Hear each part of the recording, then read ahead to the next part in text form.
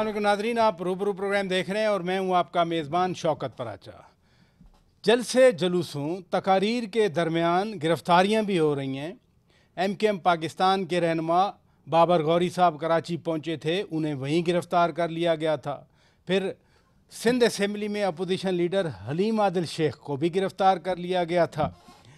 साथ साथ पंजाब के अंदर 20 हलकों में ज़िमनी इंतखाबात की मुहिम भी जारी है और कराची में भी NA 245 पर इलेक्शन होना है और PTI ने कहा, ऐलान किया कि हम भरपूर ताकत के साथ इन इलेक्शन में हिस्सा लेंगे।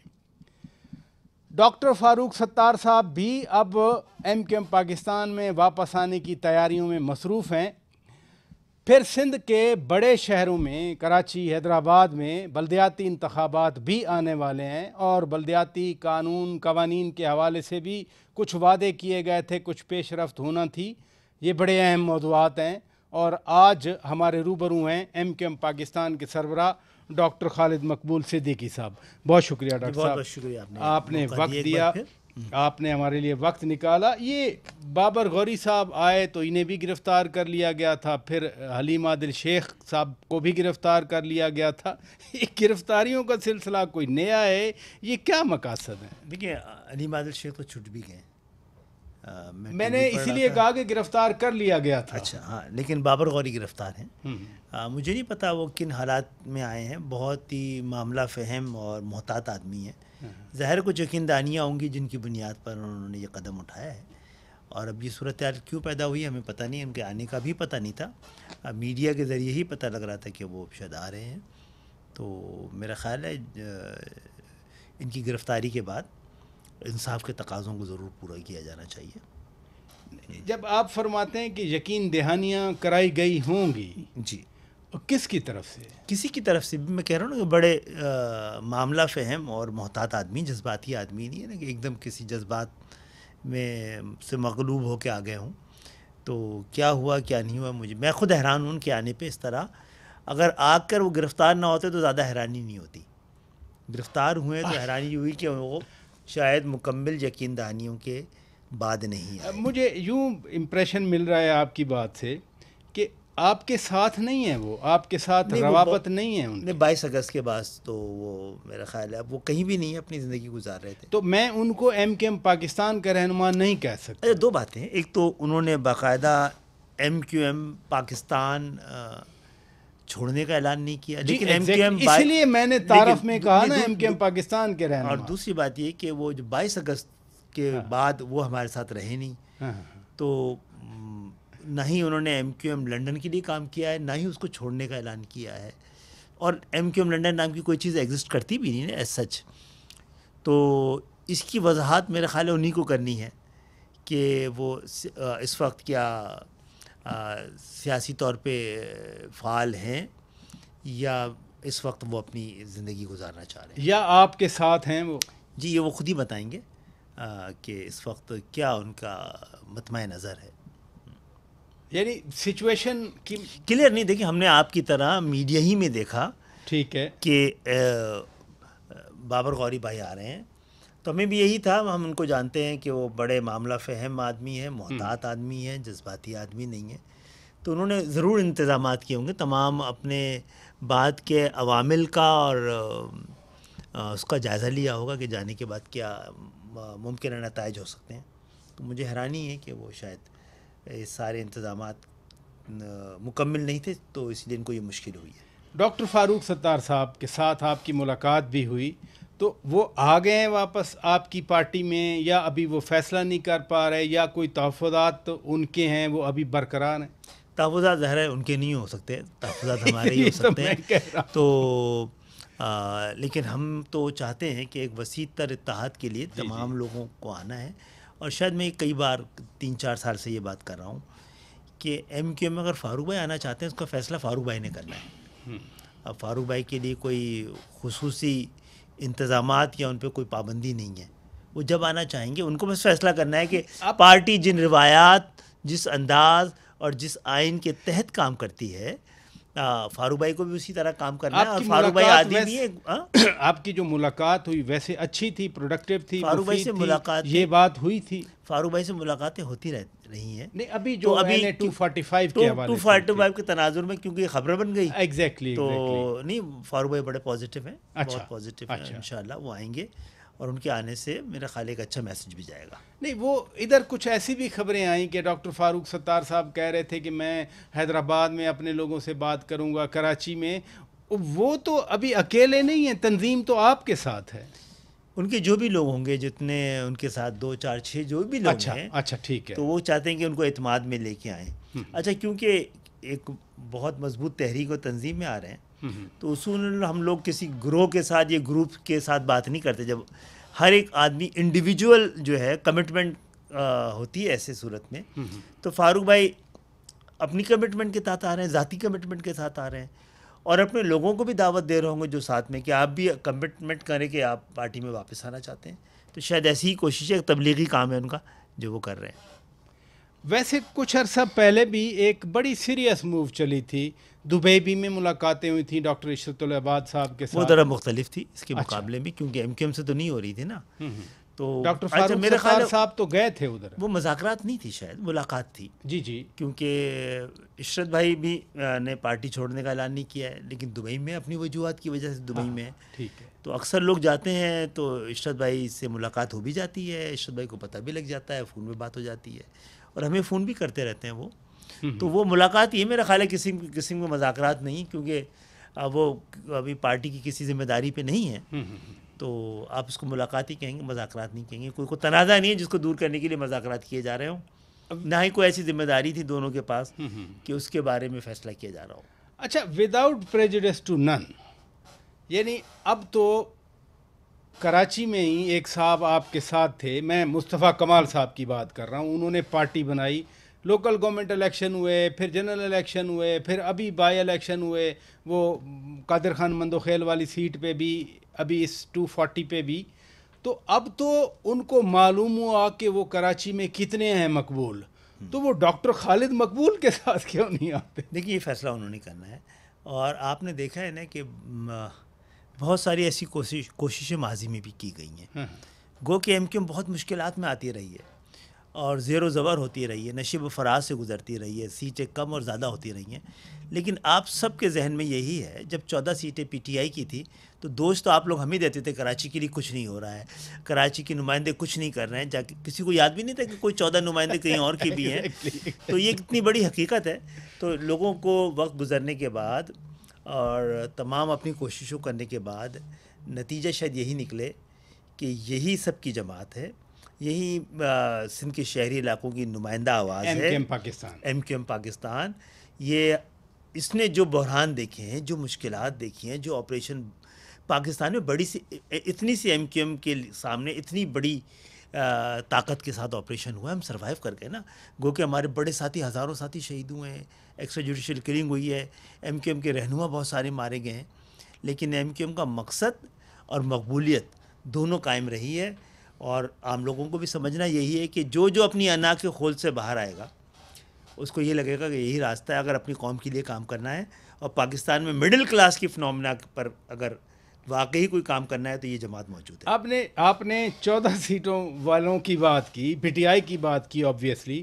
اب NA-245 کے ضمنی انتخاب میں سابق گورنر عمران اسماعیل صاحب نے بڑا واضح اعلان کر دیا کہ ہم بھرپور طاقت کے ساتھ ادھر آ رہے ہیں.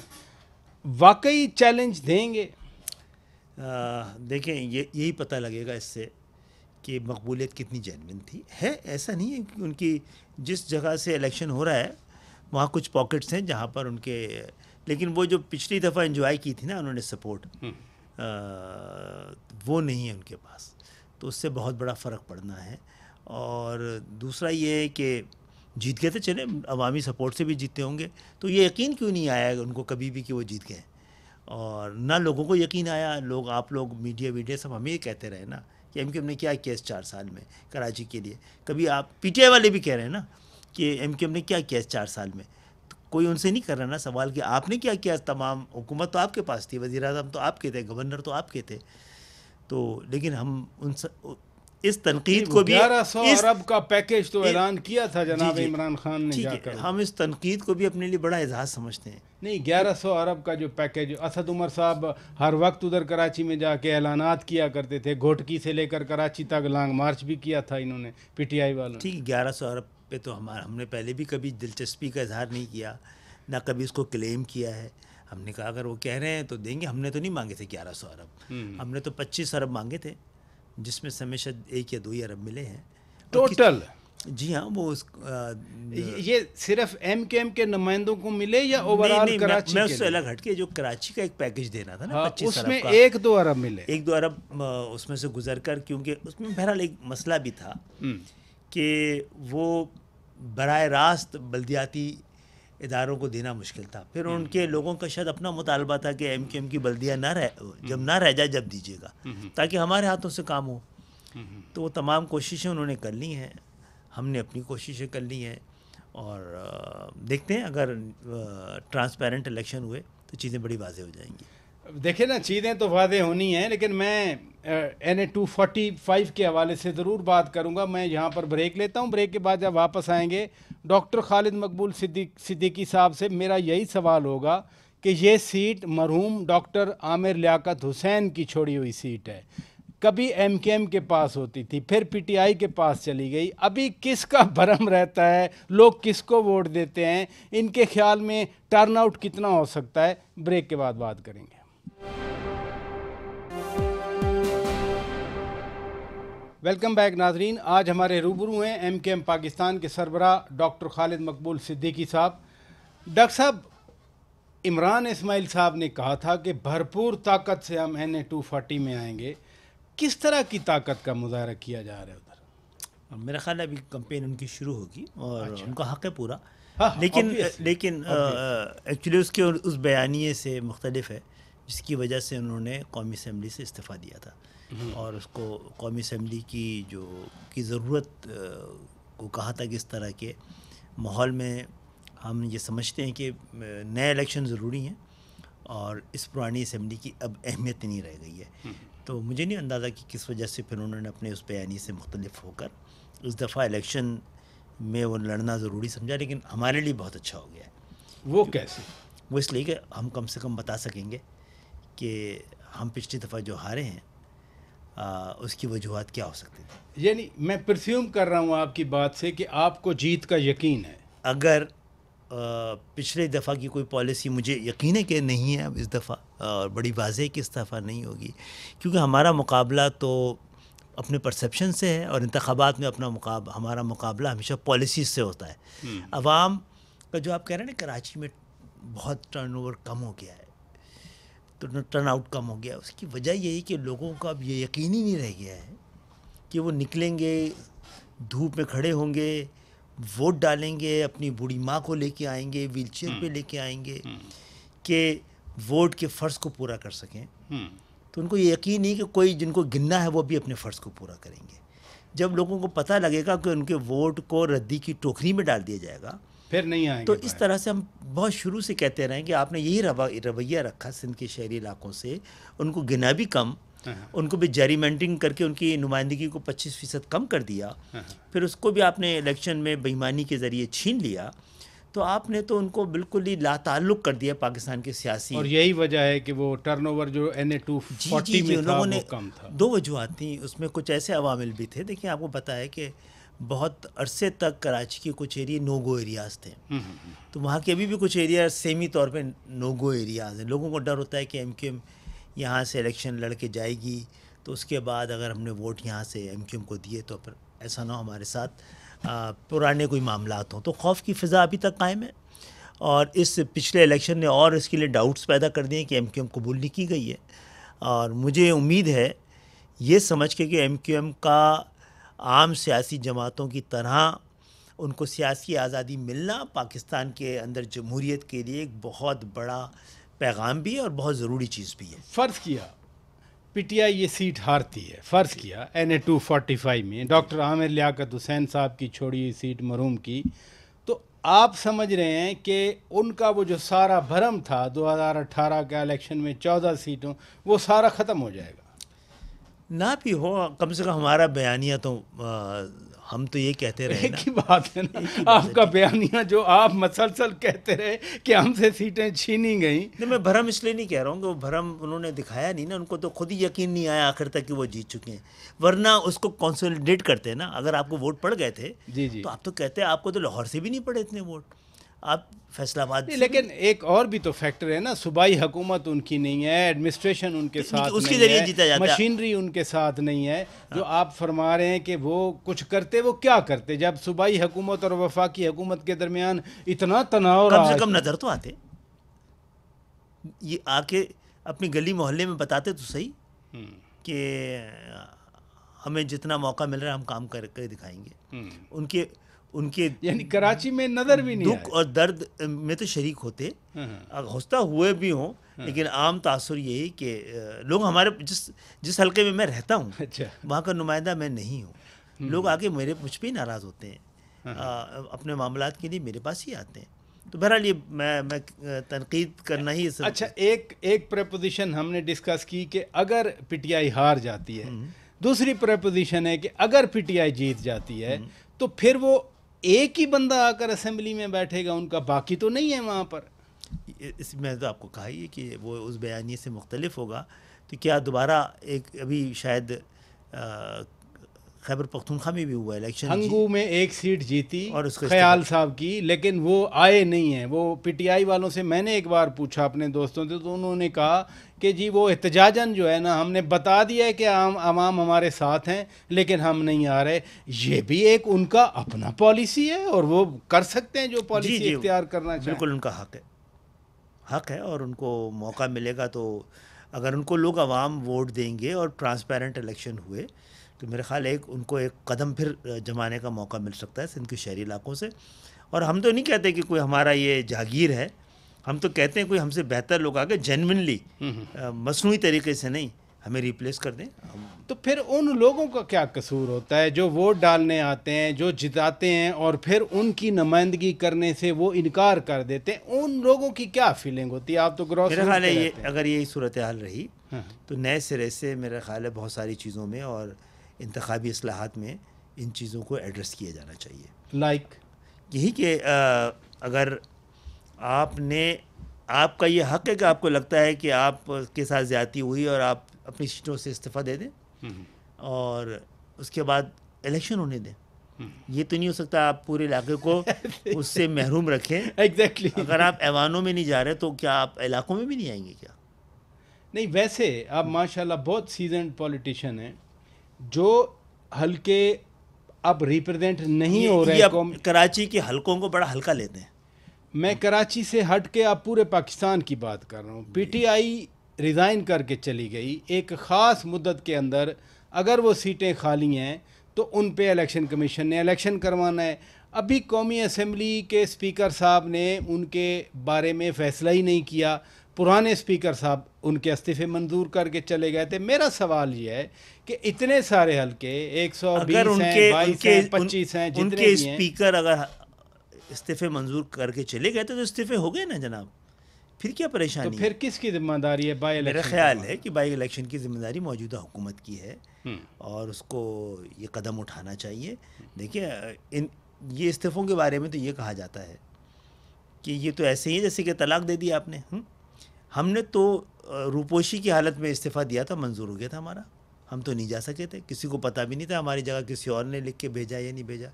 ہم تو روپوش تھے، ہم نے اپنا استعفیٰ 1992 میں لکھا اس کو. جب آپ فرماتے ہیں کہ حکومت کو استعفے منظور کرنے چاہیے تو سر حکومت کا تو آپ بھی حصہ ہیں نا. ہم نے تو کہا ہے ان سے کیا کہ یہ بہت بڑا المیہ ہے کہ اتنی بڑی نمائندگی سے پاکستان آدھی 40% پاکستان یا 45% پاکستان نمائندگی سے محروم ہے، اس کی آواز قومی اسمبلی میں نہیں گونج رہی. تو جمہوریت کے اوپر بھی بہت بڑا سوال ہے. اس کا کوئی درمیانی راستہ نہیں نکالنے کی ضرورت ہے. انہوں نے استعفیٰ دے دیا، کچھ لوگوں نے تو کھڑے ہو کے سامنے کہا ہے نا. کہا ایگزیکٹلی. جی تو آپ فرما رہے ہیں کہ آپ لوگوں نے ان سے بھی تو پوچھے کہ آپ نے ایسا ادھورا سے استعفیٰ کیوں دیا ہے.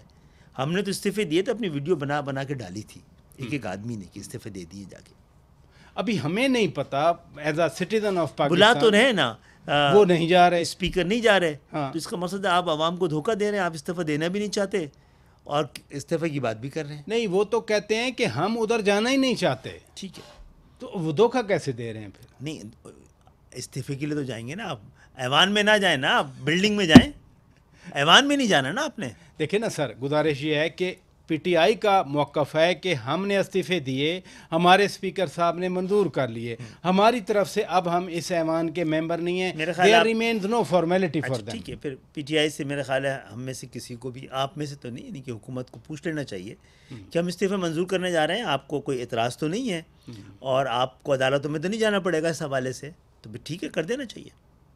میں ڈاکٹر صاحب بریک لیتا ہوں. ناظرین، بریک کے بعد جب واپس آئیں گے، سندھ میں جو بڑے اربن شہر ہیں، اربن سینٹرز ہیں، وہاں پر اب بلدیاتی انتخابات ہونے جا رہے ہیں. پہلا فیز ہو چکا، اب دوسرا فیز آئے گا.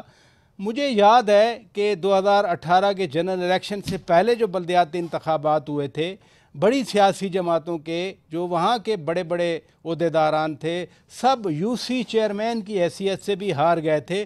اب ڈاکٹر صاحب وہاں کیا ماحول دیکھ رہے ہیں، اب کیا ایکسپیکٹیشنز ہیں؟ بریک کے بعد بات کریں گے.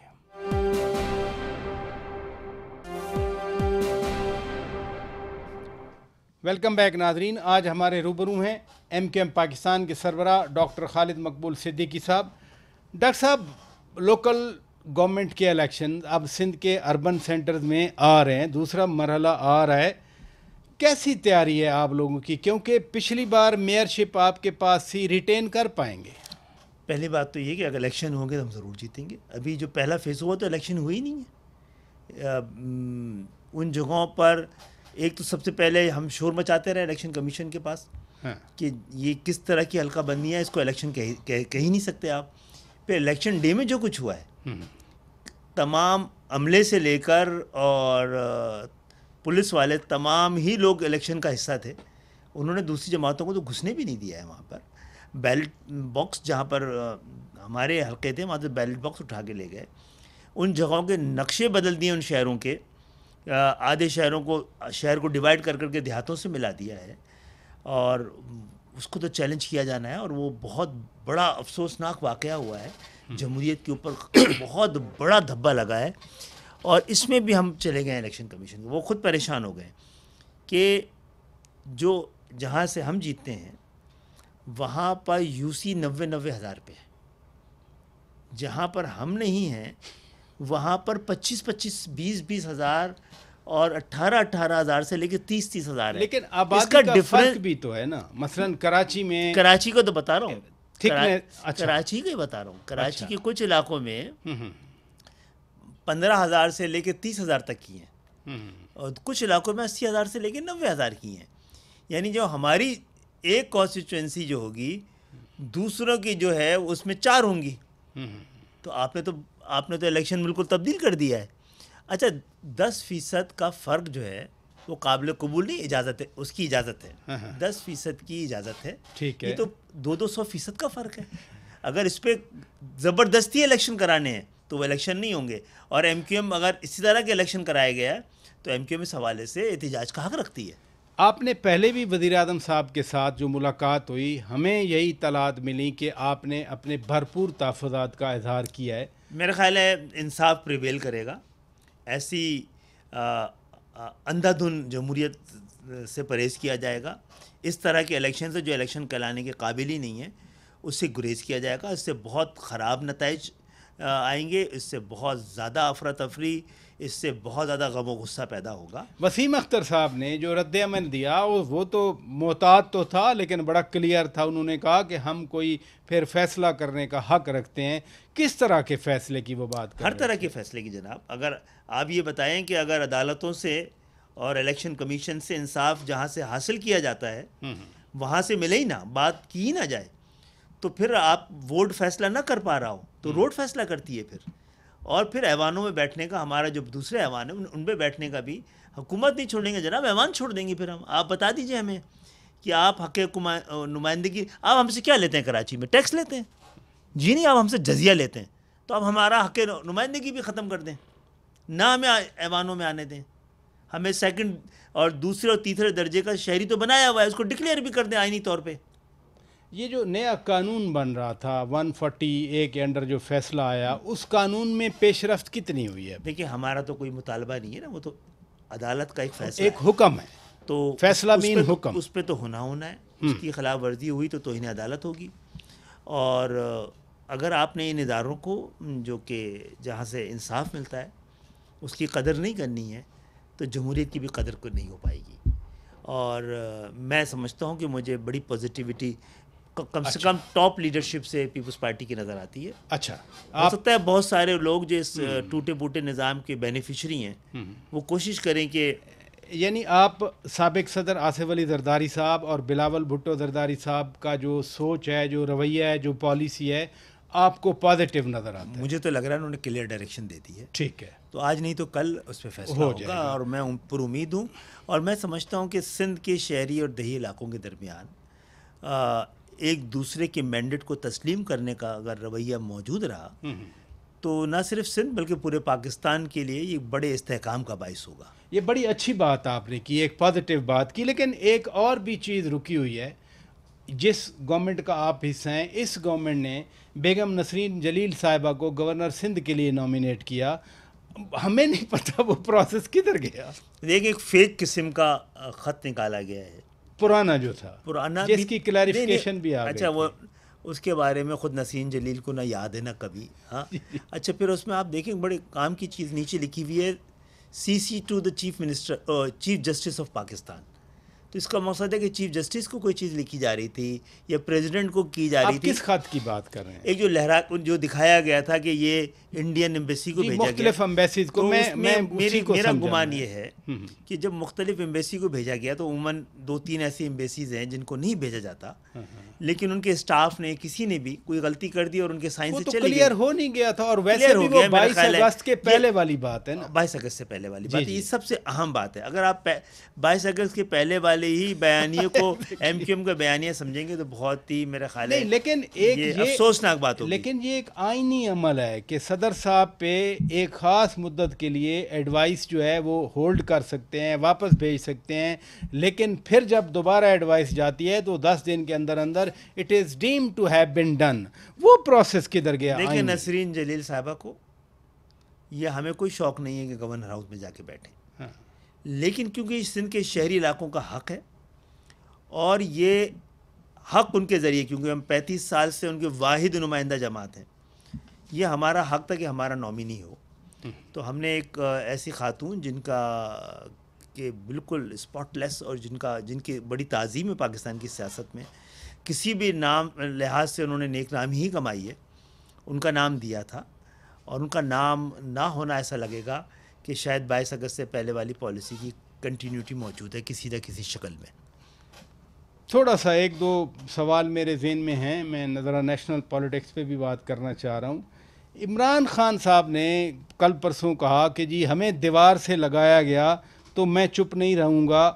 وہ کیا کہنا چاہ رہے ہیں؟ کس کو سنانا چاہ رہے ہیں اور کیا سنانا چاہ رہے ہیں؟ یہ بھی تاریخ کا بڑا جبر ہے کہ فاروق ستار کے یہ کہنے میں کہ ہمیں ایز اے قوم دیوار سے لگایا جا رہا ہے، اب عمران خان بھی کہہ رہے ہیں کہ ہمیں دیوار سے لگایا جا رہا ہے. اب یہ پتہ نہیں، فاروق ستار تو ایک قوم کے لیے شاید کہہ رہے ہوتے تھے، ہم لوگ بھی کہہ رہے ہوتے تھے.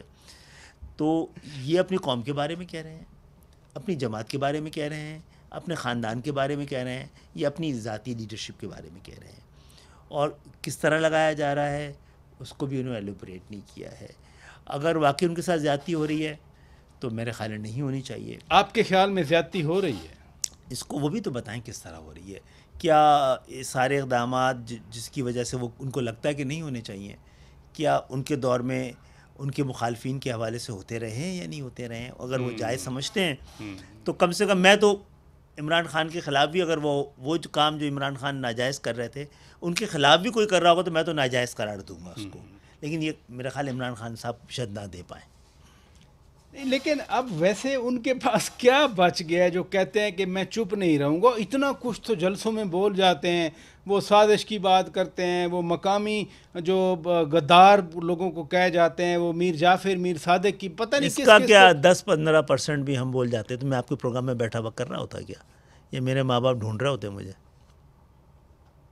نہیں لیکن اب آج کے ماحول میں آپ کو معلوم ہے پی ٹی آئی کے سارے لوگ باتیں کر رہے ہوتے ہیں، خالی عمران. میں تو یہ پوچھنا چاہ رہا ہوں چونکہ آپ رہے حکومت کا حصہ، ان کے ساتھ رہے، آپ نفیس کا لقب بھی آپ نے پایا، آج کل جو القاب دے رہے ہیں یعنی میرا اپنا کردار مجھے نفیس نہ بنا سکا، ایک بیان نے بنا دیا. نہیں، آپ کے کردار کی وجہ سے انہوں نے کہا نا. میں تو ان کو شکر گزار ہوں، مجھ سے بڑی مہربانی رہی ہے. آپ کی شخصیت کی وجہ سے، آپ کے کردار کی وجہ سے، آپ کے بیہیویئر کی وجہ سے، آپ کے برتاؤ کی وجہ سے، دا وے آپ نے منسٹری رن کی، اس وجہ سے ہی انہوں نے کہا، ادروائز تو وہ کسی کو ویسے تھوڑا بخشش کرتے ہیں.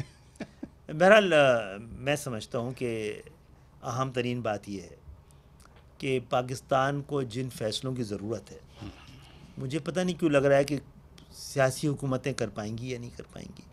مجھے نہ جانے کیوں لگ رہا ہے کہ ہم اپنا صرف معاشی اسپیس ہی نہیں، سیاسی اسپیس بھی کھوتے چلے جا رہے ہیں، اور بڑے اقدامات کی ضرورت ہے. بہت مشکل وقت میں انہوں نے سنبھالا تو ہے، پرعزم بھی ہیں، لیکن اس سے زیادہ کیے جانے کی ضرورت ہے. بڑی ایک لحاظ سے تو یہ پاکستان کی پہلی الیکٹڈ قومی حکومت ہے، لیکن باقی بھی سیاسی جماعتوں کو مل کر پاکستان کو اس بحران سے نکالنے کی کوشش کرنی چاہیے. ایک بار نکل جائے، نئے انتخابات سامنے کھڑے ہوں گے، معیشت کو کھڑا کر کے تھوڑا سا نئے انتخابات میں پھر ہم اپنے ایک دوسرے سے حساب کتاب برابر کر لیں گے. بہت شکریہ. اس سین ایڈوائس کے ساتھ کہ ملک کو بحرانوں سے نکالنے کی ضرورت ہے اور اس کے لیے کوشش اور محنت کرنے کی ضرورت ہے. ڈاکٹر خالد مقبول صدیقی صاحب، بہت شکریہ، آپ تشریف لے آئے. ناظرین، ہماری طرف سے اتنا کچھ. اپنے میزبان شوکت پراچا کو اجازت دیجیے. خدا حافظ.